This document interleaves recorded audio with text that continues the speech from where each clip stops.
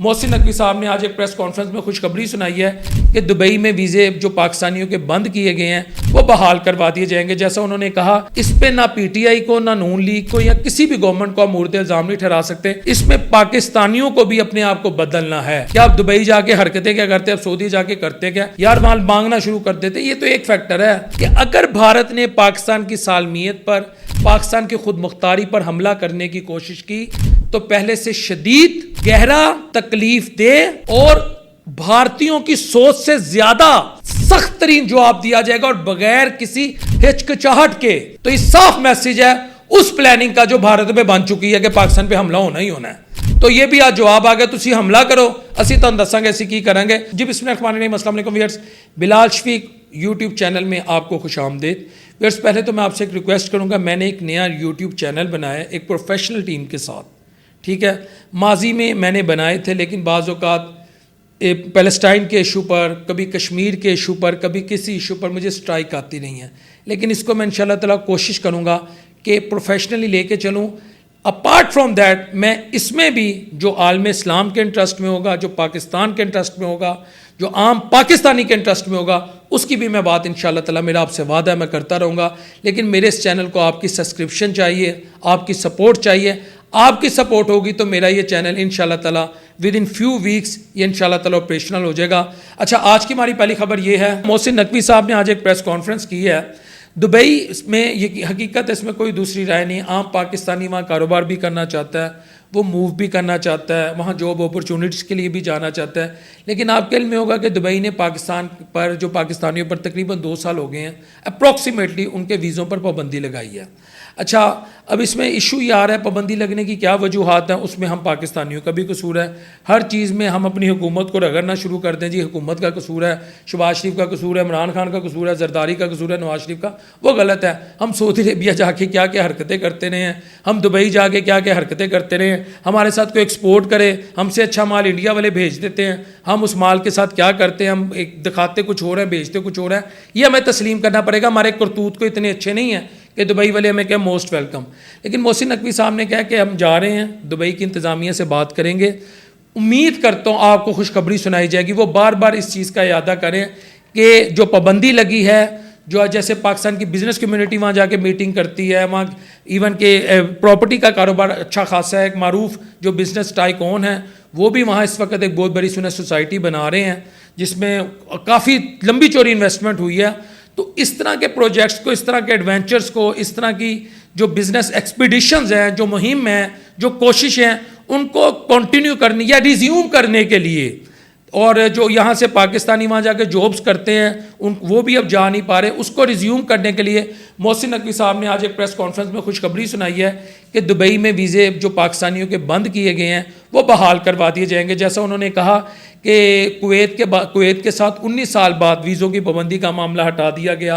पाकिस्तान के जो पासपोर्ट है, जो ग्रीन पासपोर्ट है, उसकी रैंकिंग में बेहतरी आई है। 2 सालों में हमने मेहनत की है, काफ़ी पॉइंट्स इसके बढ़े हैं, मज़ीद इंशाल्लाह आने वाले वक्त में बढ़ेंगे। हम खुद दुआ गो अल्लाह करे मेरे मुल्क के सब जलाली परचम की अल्लाह इज़्ज़त बढ़ाए, अपने हबीब के सदक़े पाकिस्तान के पासपोर्ट की अल्लाह ताला इज़्ज़त बढ़ाए, अपने हबीब सल्लल्लाहु अलैहि वसल्लम के सदक़े।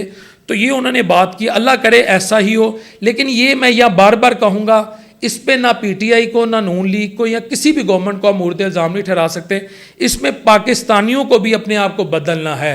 क्या आप दुबई जाके हरकतें क्या करते, आप सऊदी जाके करते क्या यार, माल मांगना शुरू कर देते। ये तो एक फैक्टर है, और बहुत सारे क्राइम रेशो बढ़ जाती जहाँ हमारे शहजादे जाते अक्सर पाकिस्तानी, अनफॉर्चुनेटली। नहीं तो आप फैक्ट्स एंड फिगर चेक कर लें। तो ये खबर भी है। और व्यूअर्स, आज की एक अहम तरीन खबर, बल्कि डेवलपमेंट में से कहूँगा, जिसकी मैं तकरीबन 1 माह पहले भी पेशन गोई की है और मुख्तलिफ फोरम्स पर मैं भी ये बार बार कह रहा हूँ कि भारत पाकिस्तान पर दोबारा हमला करेगा करेगा करेगा। अल्लाह करे मेरी ये पेशन गोई गलत हो। लेकिन आज पाकिस्तान के field marshal general Asim Munir ने नेशनल डिफेंस यूनिवर्सिटी का विज़िट किया। वहाँ पर जो मुसल्लह अफवाज के फारिग तहसील जो ऑफिसर्स हैं, जो वार कोर्सेज करते हैं, नेशनल सिक्योरिटी से रिलेटेड जो कोर्सेज करते हैं, उनसे आज ख़ताब किया और उनको ये कहा, बल्कि मैसेज दिया इनडायरेक्टली इंडिया को और पूरी दुनिया को, कि अगर भारत ने पाकिस्तान की सालमियत पर, पाकिस्तान की खुद मुख्तारी पर हमला करने की कोशिश की तो पहले से शदीद, गहरा, तकलीफ दे और भारतीयों की सोच से ज्यादा सख्त तरीन जवाब दिया जाएगा और बगैर किसी हिचकिचाहट के।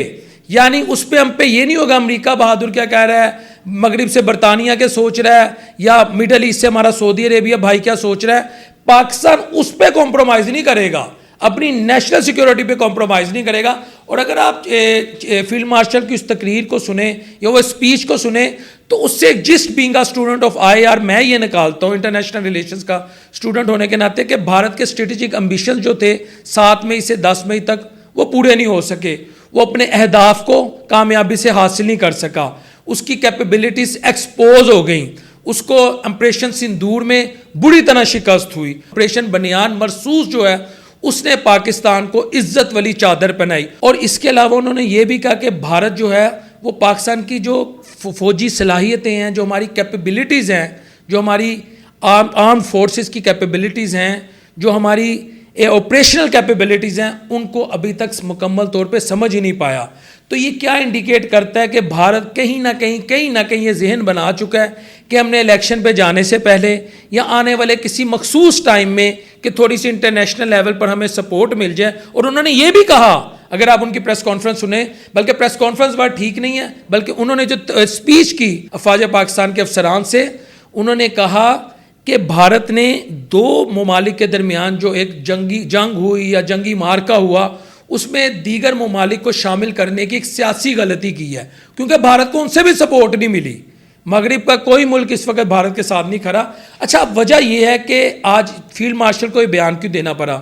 मैं हमेशा से ये कहता हूँ कि बीजेपी की बुनियाद ही जिंगोइज्म पे है, जंग पर है, पाकिस्तान को डोमिनेट करने पे है, पाकिस्तान के खात्मे पर है। और वो इस फलसफे को आज से नहीं, क्योंकि अगर आप बीजेपी की हिस्ट्री देखें, वो पाकिस्तान दुश्मनी पर, एंटी पाकिस्तान नैरेटिव पर उसको सपोर्ट मिलती है। अगर आप इनकी हिस्ट्री देखें, मोदी की तो सियासत ख़त्म हो चुकी हुई है, मोदी तो इस वक्त अपनी वो जिसे कहते हैं टिनोर पूरी कर रहा है। लेकिन अब योगी आदित्यनाथ जो महाराष्ट्र के उनके बड़े एक मशहूर ज़माने, बदनामे ज़माना कह लूँ या जो मर्ज़ी आप समझ लें, या मशहूर ज़माना उनके सपोर्टर समझते हैं, हम लोग बदनामे ज़माना कहते हैं, जो उनके CM रहे हैं। और दीगर राजनाथ सिंह हैं, ठीक है, अजीत देवल हैं या अजीत देओल बल्कि उन्हें कहते हैं, अजीत देओल हैं, और भी जितनी इनकी जो लीडरशिप है जो एक एक्सट्रीमिस्ट माइंडसेट रखती है, वो अपने आप को इन फ्यूचर जो है इंडिया की जो प्राइम मिनिस्टरशिप है उसकी स्लॉट के लिए वो एस्पायरेंट है।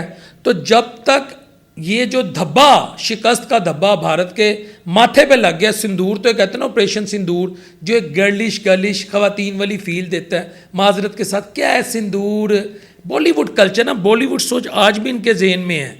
यानी सिंदूर लगा रहे हैं, फिर कल को आ जाएगा operation lipstick, operation nail polish. अब मेरी माएँ बहनें बेटी ये प्रोग्राम देखती है, वरना मैं कुछ और नाम ले लूँ, लेकिन मेरा ज़र्फ इजाज़त नहीं देता। ये बॉलीवुड में घुसे हुए हैं सिंदूर लगाने वाला। तो कहने का मकसद ये है कि वो अब इस चक्कर में है कि भाईजान अगर हमने कोई पाकिस्तान को टफ टाइम ना दिया, इलेक्शन आ रहे हैं और बिहार के भी इलेक्शन होने वाले हैं, ठीक है, या जो जनरल इलेक्शन होंगे उसमें तो हमारा सफाया हो जाएगा।